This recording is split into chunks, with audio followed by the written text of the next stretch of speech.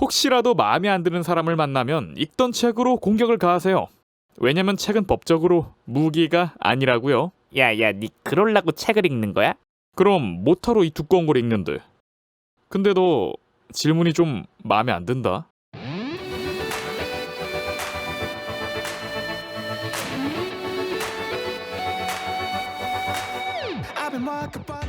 여름이다. 특히 요즘은 더운 것뿐만 아니라 비까지 자주 오면서 덥고 습한 날씨가 계속된다. 이런 날에는 가만히 내 방에 앉아 선풍기를 틀고 에어컨 진짜 더럽게 비싸. 나만의 취미를 즐기는 것이 옳다. 그래서 오늘은 나의 수많은 취미 중 하나인 독서에 대해 이야기해보려고 한다.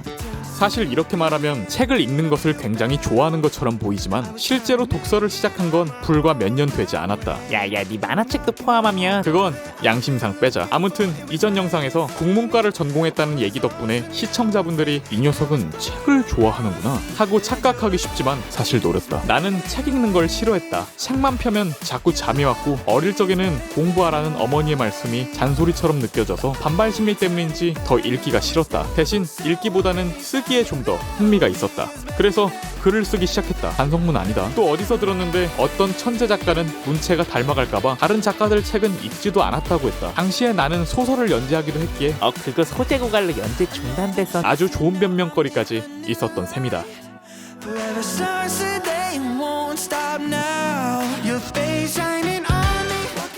만약 내가 어릴 적부터 독서하는 습관을 길렀다면 달달한 쿠키에 따뜻한 커피 한 잔을 곁들이며 문학소년이 됐겠지만 안타깝게도 내가 독서를 시작한 곳은 사회가 아닌 군대였다. 심지어 그냥 군대도 아니고 민간인을 만나려면 차로 2시간은 더 가야 하는 오지였다. 그래서인지 언제나 책에 곁들이고 싶었던 것은 쿠키나 커피 같은 뜨뜨미지근한 녀석들이 아니라 사회에서만 맛볼 수 있는 거칠고 매콤한 녀석들이었다. 그래서인지 가끔 주변에서는 책을 읽으려고 하는 게 아니라 술을 먹으려고 책을 읽는 게 아니냐는 의심을 던지곤 하는데 그런 사람들을 우리는 눈썰미가 뛰어나다 라고 말하곤 한다.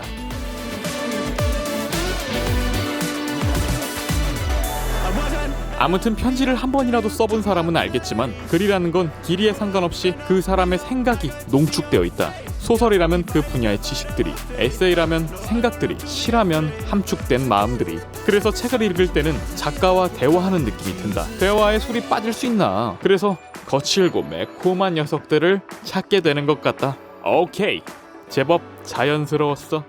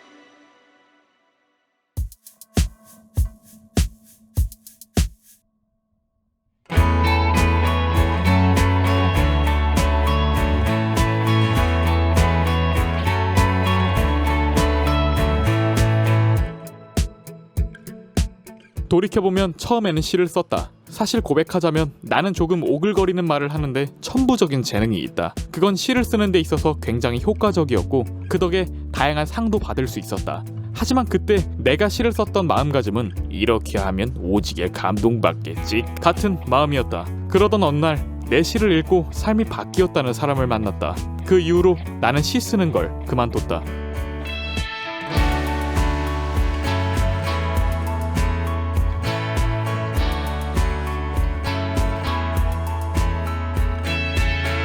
나의 그런 가벼운 마음가짐이 한 사람 인생의 무거운 터닝 포인트를 만들 수 있다는 사실이 무서웠다.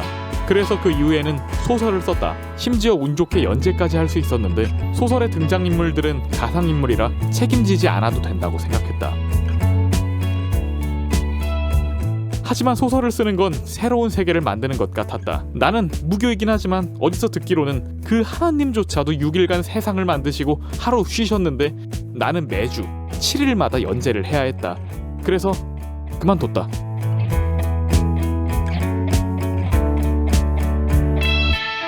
나의 재능은 세계를 만드는 것은 시작할 수 있어도 그것을 지속할 능력은 없었던 것이다.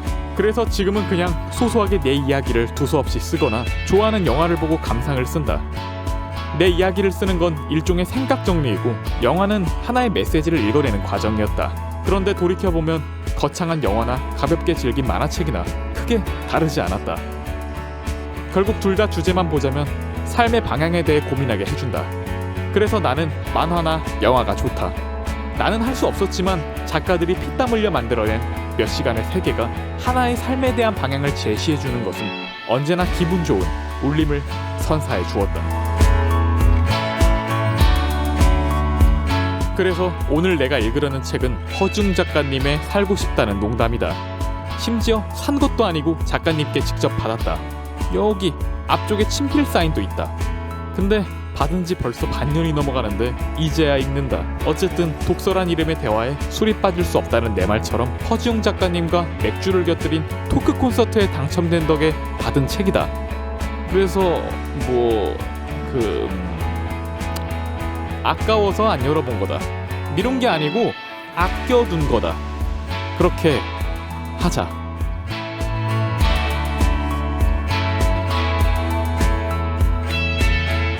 이렇게 술을 마시며 책을 읽다 보면 어느 순간 졸려오기 시작한다. 책 때문이 아니라 술 때문이다. 그런 상태로 잠이 들면 굉장히 기분 좋게 잠이 들 수 있다.